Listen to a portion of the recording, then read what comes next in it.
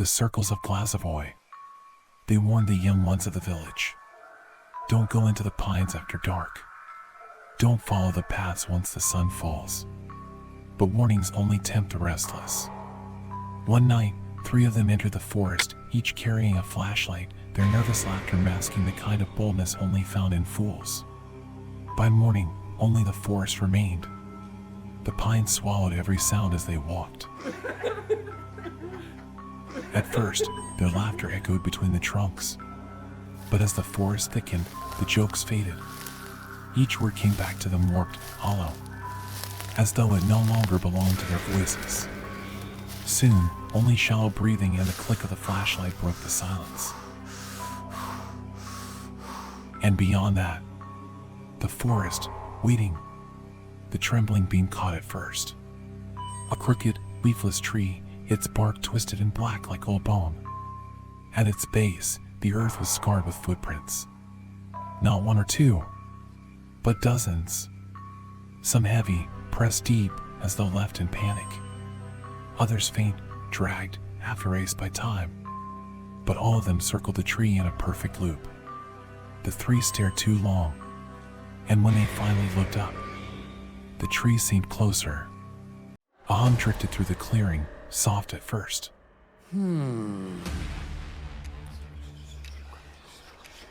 It shifted into words, voices not their own. One whispered a name. Another laughed, a broken sound, sharp and childlike. The whispers came from every side.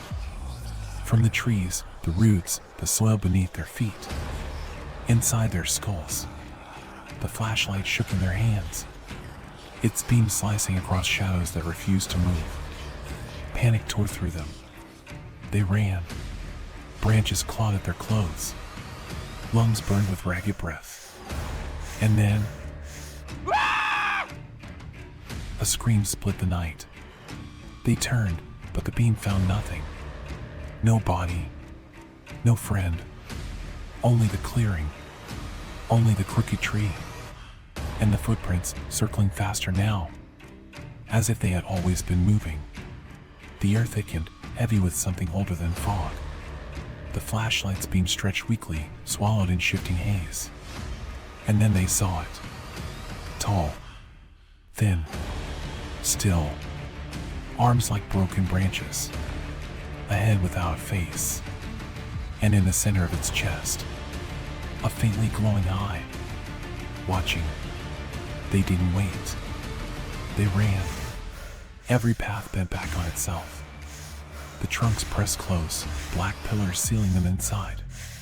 The flashlight beam bounced wildly, catching wooden charms dangling from branches. Symbols burned into bark. Stones stacked in mournings too old to understand. Their breath tore through the silence, loud, betraying them. And always, always, the feeling of something closing in. Another cry rang out. A sob, a name, and then silence. The beam swung, searching desperately. But there were only trees, mist, and empty air where a friend had stood seconds before. Now only one remained. They stumbled forward, heart pounding, until the forest opened again. The crooked tree loomed ahead, and at its base, the footprints.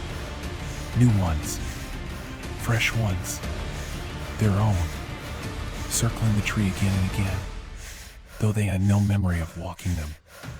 The moment stretched, and then, slowly, their body began to move. They begged their legs to stop, but step by step, the circle continued, dragged along by something unseen.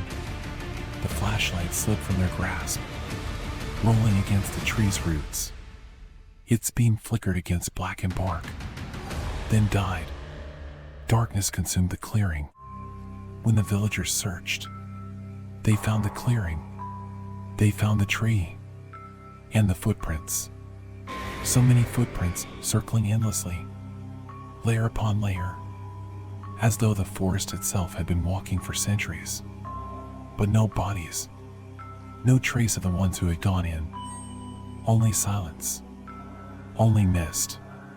And sometimes, when the moon is right, and I glowing faintly in the dark, watching, always watching. The legend of Glazovoy is a chilling reminder some stories are best left untold. But here at Nightfall Shadows, we tell them all. For more terrifying tales and dark legends from around the world, make sure to subscribe and turn on notifications. The shadows are waiting.